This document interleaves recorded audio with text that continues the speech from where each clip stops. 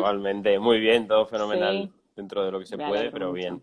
Bueno, pues lo mismo digo, un placer tenerte. Muchas Estaba haciendo gracias. una pequeña introducción, decía que vamos a estar muy atentos también a las noticias que se puedan estar produciendo, por si hay alguna noticia que afecte particularmente al desconfinamiento relacionado con la hostelería, con lo cual, pues oye, todos nuestros seguidores que nos quieran hacer llegar últimas noticias, estaremos atentos y yo te iré Perfecto. leyendo los comentarios, si te parece, ¿vale? Genial, me Una parece perfecto. breve introducción, Guillermo, tú que eres Ujú, seguidor nuestro, que te veo, que ujú. te unes a nuestras entrevistas. Bueno, una introducción para nuestros seguidores. Eres cofundador y director de la agencia de marketing especializada en la industria agroalimentaria y gastronomía Brandelicious. Eso es. Tenéis presencia en Madrid, en Lisboa y en Miami. Y bueno, pues estáis a la vanguardia de lo que tiene que ver con marketing gastronómico, trabajáis con grandes marcas del sector, con lo cual sabes mucho de marca y yo creo que en este momento de crisis es muy importante hablar de construcción de marca. Así que si te parece, hoy Eso vamos es. a hablar en Juntos con la Hostelería de la importancia de la marca. Recojo esa frase que siempre decimos en nuestra introducción porque nos da como suerte y como energía, que es volveremos con la hostelería y hay que estar preparados para cuando llegue ese momento. Así que, Guillermo, empezamos, si te parece, con la misma pregunta, con la primera pregunta. ¿Cuánto de importante es hacer marca en estos momentos? Y me gustaría no solo que te centraras en grandes corporaciones, en grandes marcas, sino también en los pequeños locales. ¿Cómo de Claro. importantes para ellos? Claro, bueno, es un momento crucial para reflexionar sobre tu marca. O sea, hay que hacer primero me gustaría hacer una introducción que al final todo lo que estamos hablando y todo lo que estamos deduciendo, o sea, al final no tenemos toda la información de cómo va a ser de verdad. Hoy tendremos algo más de luz, de plazos, pero hasta que no sepamos exactamente cómo van a ser esas medidas o cómo se va a producir esa desescalada tan famosa, no podemos tomar decisiones definitivas. Pero lo que sí que podemos es ir planteándonos diferentes escenarios para, cuando llegue el momento, ser muy rápidos. O sea, yo creo que va a ser un momento en el que la agilidad y la capacidad de adaptarse a cualquiera de esos escenarios va a ser totalmente clave, ¿no? Y dentro de todo eso juega un valor fundamental la marca, el cómo tú cuentes,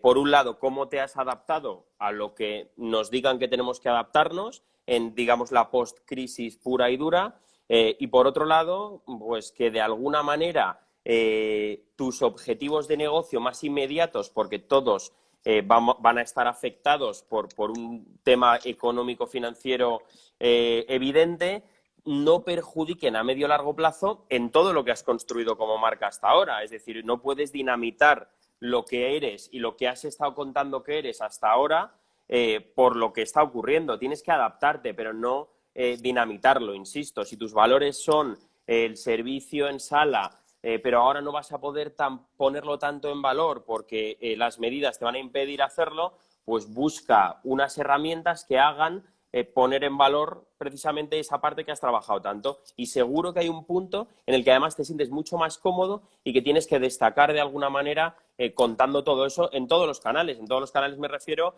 en el punto de venta, o sea, en el propio punto de venta, en los puntos de contacto, cuando tú entras al restaurante y cómo esto se cuenta en las cartas, cómo se cuenta en los materiales, si no hay cartas, en esa herramienta que haya para ver cartas, si es a través de un código QR que tú puedas tener en tu móvil, porque dicen que se va a evitar mucho toda esa parte de contacto, pues también ponerlo en valor y, por supuesto, canal de redes sociales, canal de web y todo esto, ¿no? A mí me parece fundamental. ¿Tú crees, Guillermo, que es posible mantener la calidad de la experiencia del consumidor a pesar de todas esas medidas que estamos empezando a escuchar, que no sabemos si son ciertas o no, pues la mampara, las mascarillas? ¿Crees que es posible mantener la experiencia del cliente a pesar de todas estas barreras? Yo estoy seguro, o sea, de igual manera que creo que hay medidas de las que se hablan que me parecen muy complejas de implementar y que yo creo que nosotros como industria también tenemos que decirlo, porque de alguna forma es importante, ¿no? Tanto para que lo escuchen los responsables de luego tomar las decisiones, como para hacer piña de alguna forma. Eso por un lado, que es una reflexión que yo creo que es interesante. Pues mamparas sí o no, habrá que ver si existen alternativas a las mamparas que no sean tan invasivas y que no, además que culturalmente no tenemos nada que ver con Asia, esa es una realidad. Entonces, y que, de hecho que ahí tampoco se ha visto tanto, que es más fotos que corren y demás, pero bueno, que es otra reflexión. Pero yo creo que sin duda puedes poner en valor tu experiencia y puedes convertir en una experiencia muy especial lo que ocurra en el restaurante con las medidas que haya.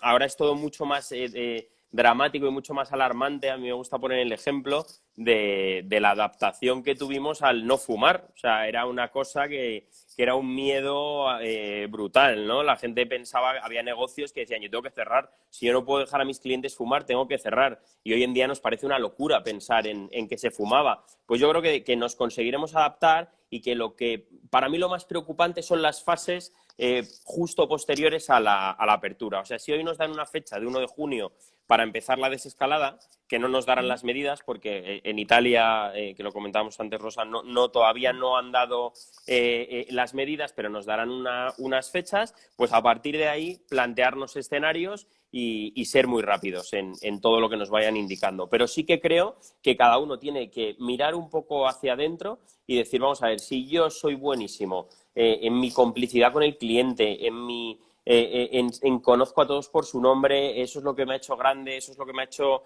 diferente y me ha hecho especial, o si soy un restaurante de barra y me agobia el que por temas de distanciamiento no pueda adaptarme a las nuevas medidas, seguro que luego hay caminos y hay fórmulas para que tu negocio tenga su camino y no pierda su esencia, porque lo que hace grande a los negocios son las verdades y que salgan de forma natural. O sea, a nadie nos queda bien dar un discurso que no nos creemos o hacer algo que no habíamos hecho antes. Entonces yo creo que el sentido común va a ser una cosa también importantísima en todo esto. Hablemos de los clientes. Últimamente, siempre que hablamos de las desescalada, tendemos a hablar de la tipología del local, pero no de la tipología del cliente. A mí me gustaría, porque hemos escuchado alguno de tus podcasts, que invito a nuestros seguidores también a que los escuchen, oye, podemos adaptar nuestra oferta en función del cliente. Profundicemos ahí, millennials, otro tipo de clientes, los vecinos, danos alguna pista. Efectivamente, es una cosa que a mí además he hecho en falta en las Mm. conversaciones. Se habla mucho de cómo se adapta el negocio, pero es muy importante también pensar para quién va tu negocio. En el Ujú. caso de los millennials, dicho desde el cariño y desde el sentido común, pero son un poco más inconscientes de todo esto. Me pasa con estudios que hacemos, incluso lo podemos comprobar con nuestros familiares, sobrinos o hijos o lo que tengamos de ese segmento y más jóvenes de 16, 17 años que son consumidores de restauración de otro tipo, de un diferente segmento, pero consumidores de restauración. Ellos, de alguna manera, esa inconsciencia la llevan a, joder, este verano no voy a poder ir a una discoteca, no me lo puedo creer, yo voy a ir seguro, pues yo tal. Bueno, pues esa irreverencia y esa también efervescencia y frescura que tiene la gente más joven, también hay que canalizarla y ayudarles a que entiendan también esas normas y que esas normas no afectan a sus momentos de consumo que eran tan disfrutables y que serán tan disfrutables como lo era antes, ¿no? Pues lo único que tendrán que entender el mensaje y ese mensaje no tiene que ser igual en un restaurante de segmento Michelin a un restaurante de cadena organizada de un ticket medio mucho más bajo. Lo que no se puede es estandarizar todas las comunicaciones. O sea, yo no puedo hablar de lo mismo en el mismo tono a todo el mundo. Tengo que darle un mensaje diferente y adaptar ese mensaje a cualquiera de los segmentos a los que vaya a trabajar. Y eso nos puede incluso llevar hasta el tono de humor en redes sociales si nos sentimos cómodos y si suena bien. O sea, si en mi lenguaje de redes sociales soy irreverente, soy canalla, llévate tus normas de seguridad y llévate tu marca y tus medidas a ese tono. Tu audiencia tiene que entenderlo así. No le vas a contar una cosa que le va a parecer laboratórica o que le va a parecer totalmente fuera de su espectro. O sea, yo creo que eso es súper importante también. y con la gente mayor o con los vecinos, ¿no? Nos decía ayer Mario Sandoval que hablaba de esta idea de la mesa de los vecinos, que nos parecía una idea buenísima. También hay que hacer una comunicación y un marketing específico, ¿no? Para este cliente de cercanía, el localismo, ¿no? Que hablábamos el otro día. Por supuesto, porque además hay que tener en cuenta, dentro de esos escenarios que deberían hacer todos los restaurantes, tienes que tener en cuenta factores como que la gente que ahora es de riesgo tardará más en salir y en muchos casos son clientes naturales, que es, en el caso de Mario, es evidente, ¿no? Tienen en su barrio, hay zona, cliente natural suyo de entre 65 y 75 años, que eran habituales, que ahora tardarán un poco más que el resto pues por miedo y como es lógico. Entonces, cómo de alguna forma también acercar la comida a sus casas o ser un poco más agresivos en las medidas de seguridad para dar también, transmitir eso a ese cliente. Y luego, como siempre, al final los restaurantes tienen ese componente de barrio, de zona, aunque estén en cualquier lado y vayan para cualquier público, y creo que más que nunca hay que mantener las esencias de eso, ¿no?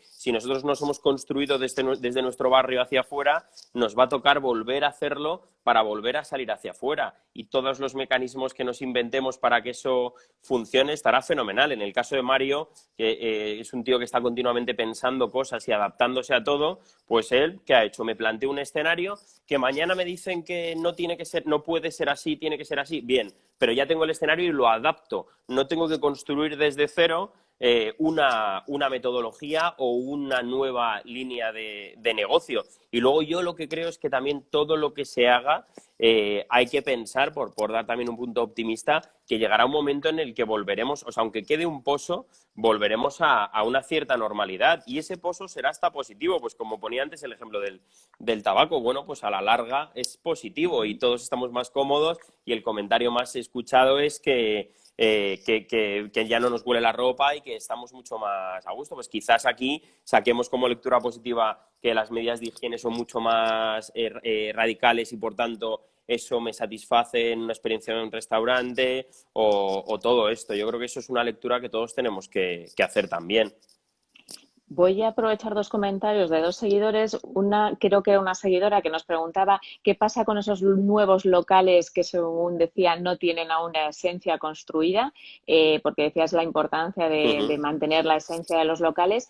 Y luego, ¿puede trabajar la comunicación en eliminar el miedo a acudir a los restaurantes, que era uno de los últimos comentarios que veíamos? Por supuesto. Yo creo que, o sea, respondiendo a la primera pregunta, cuál era tu camino, cuál era tu target, cuál era lo que ibas a hacer antes de que ocurriera esto? Y a partir de ahí, hacer lo mismo adaptándose a lo que está ocurriendo. Es decir, si yo monto un restaurante japonés de un ticket medio de 15 euros, que voy a ir a un público millennial, que mi lenguaje va a ser divertido, canalla, pero pedagógico porque quiero introducirles el mundo japonés, etcétera, pues sigue acudiendo a eso. Lo único, lo que comentaba antes, todas tus comunicaciones y todos tus lenguajes, primero van a tener que ir en paralelo a poner en valor cómo estás adaptando de bien tu negocio a las medidas, y por otro lado, no dejes de hablar de tu comida, no dejes de hablar de tu producto de gran calidad. Quizás creo que, por meter otra reflexión que sí que se puede profundizar mucho, creo que es un buen momento para hablar de los productores. Creo que todo esto va de alguna forma a eliminar intermediarios y a ver una compra más directa del campo a la mesa. Y todos esos mensajes, si somos capaces de transmitirlos bien a nuestros clientes desde nuestro negocio, también van a sumar muchísimo valor a la comunicación. Pero no tienes que cambiar tu concepto por lo que está ocurriendo. Tienes que adaptar el mensaje a la situación, pero no cambiarlo.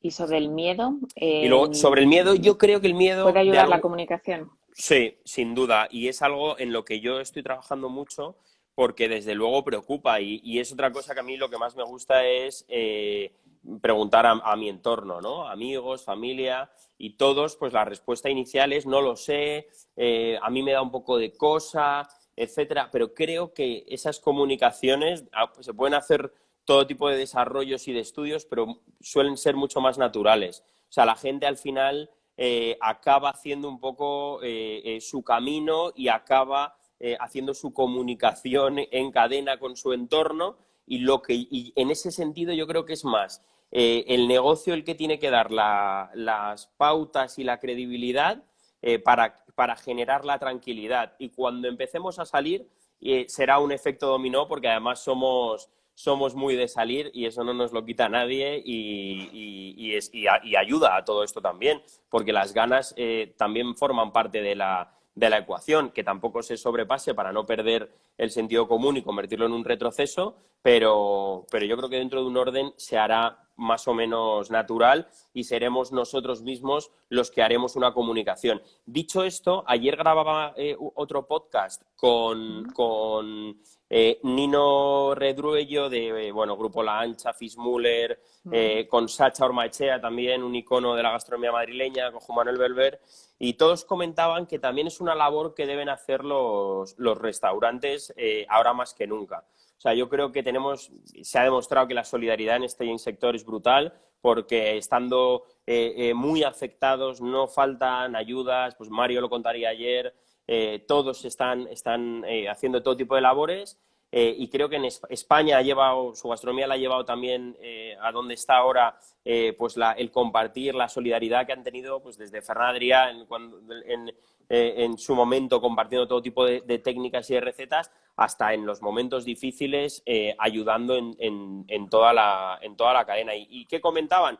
Oye, cuando empiece todo esto, si yo he hecho algo que me funciona, seamos solidarios y compartámoslo, contémoselo al chat que tenemos con otros hosteleros, llamemos a nuestro amigo que tiene un bar al lado o que tiene un restaurante 3 calles más arriba, porque todo eso al final va a quitar ese miedo y va a ayudar a que todo vuelva a la normalidad lo antes posible. O sea, cualquier cosa que detectemos que puede ayudar o sumar, es el momento de compartirlo para salir juntos cuanto antes. Nos pregunta una seguidora dónde pueden escuchar ese podcast. Pues en muchas gracias, en cualquier plataforma de podcast, en iVoox, en podcast de Apple, en Spotify, se llama Delicious Foodcast. Delicious. Muy recomendable, claro que sí. Muchas gracias. Seguimos hablando de comunicación. Todo esto que estabas diciendo servirá para recuperar la confianza del consumidor. Como estabas diciendo, era un comentario que nos decía una de las seguidoras.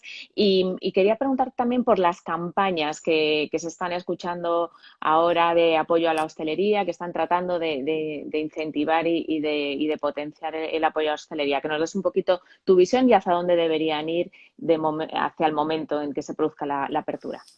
Bueno, todo lo que sean apoyos y juntarse, como comentaba, solo puede sumar y solo puede crear valor. Yo quizás en ese sentido creo que de alguna forma en cada uno, en el granito de arena que pueda aportar, lo que podamos buscar unión y lo que podamos buscar una interlocución única para poder hablar con autoridades, con gobierno, empezando desde nuestro barrio, como comentábamos antes, hasta gobierno central, ¿no? Al final, si todos creemos que las mamparas no es un buen camino, pues hay que, a través de esas asociaciones o de esos grupos, hay que unificar discursos y comentarios para conseguir nuestro objetivo, que es dentro de unas medidas encontrar la normalidad. A mí me encantan y sobre todo me emocionan todas estas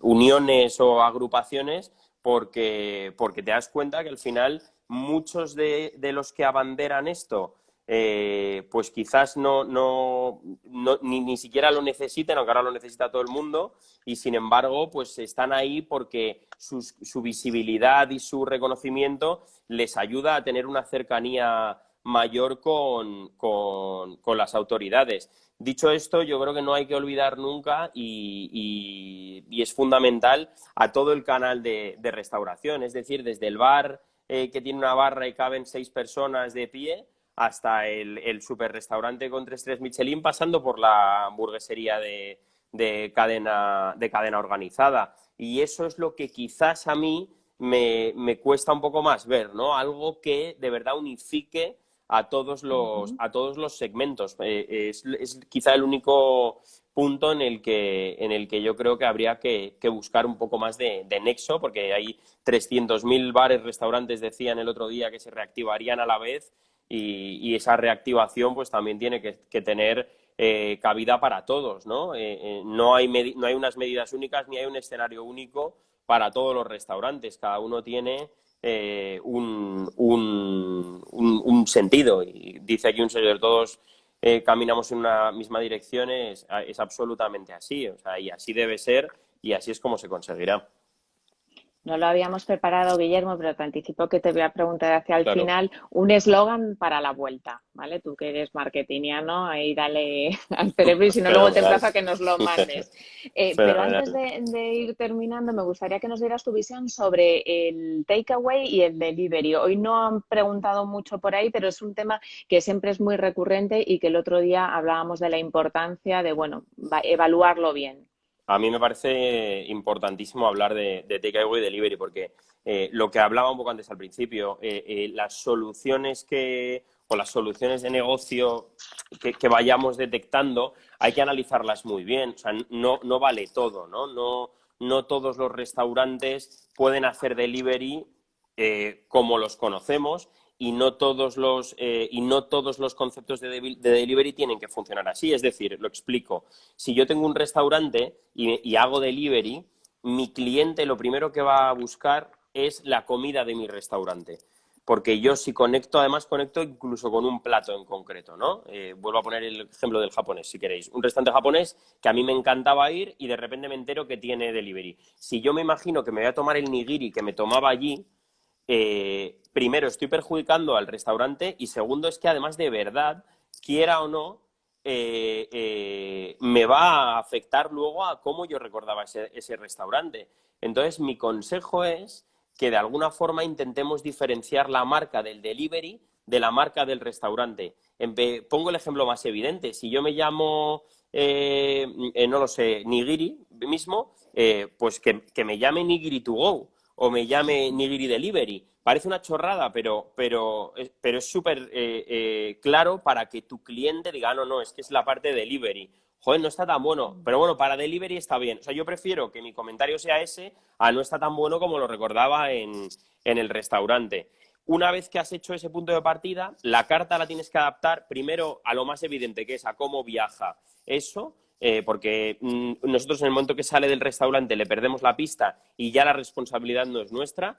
Y entonces, de alguna forma que esa responsabilidad sea luego lo más satisfactorio para nosotros, porque al final la culpa siempre va a recaer sobre nuestra marca. Entonces, adaptémosla, por un lado, a cómo viaja y por otro lado, dejémonos ciertas balas para el restaurante. Es decir, si ese plato icónico, que es el que más vendes y que era tu hilo conductor de tu restaurante, quizás puede ser interesante que no esté en el delivery. De esa forma, tú tienes el impulso de pedir a tu restaurante favorito comida o a un restaurante que te gusta mucho comida, pero en cuanto acabe el confinamiento yo me voy allí porque me muero de ganas de tomar ese plato que además tú no me traías a modo delivery. Y luego otra cosa muy importante es cómo se comunica esto. O sea, los canales tradicionales de comunicación también evolucionan aquí. Toda la parte quizás más de influencers y de marketing digital tiene más fuerza en la parte del delivery que aunque la tenían también en el restaurante, pero aquí necesitamos mucha más agilidad y que todo sea mucho más rápido. No podemos esperar tanto a que se publique una revista mensual, porque lo que ha pasado en medio es tú contra tu negocio. Entendiendo además que si nos están escuchando restauradores, hosteleros, habréis visto que el rentabilizar una propuesta de delivery no es fácil, porque al final el player de delivery se lleva un porcentaje alto. Tus costes los asumes como los tenías en tu restaurante. Entonces tienes que hacer todos esos ejercicios para que tu marca no se perjudique y sea rentable. Si ninguna de las dos cosas eres capaz de ejecutarlas, pues quizás haya que reflexionar si no debes hacer delivery y puedes hacer otro tipo de cosas. Estamos viendo soluciones de todo tipo. Platos que te los mandan para que tú te los prepares en casa. Bueno, pues otras herramientas y otros modelos que también son válidos y que quizás hasta puedan generar una diferenciación con tu competencia. Y luego yo también me gustaría destacar la parte del takeaway, que al final no es lo mismo el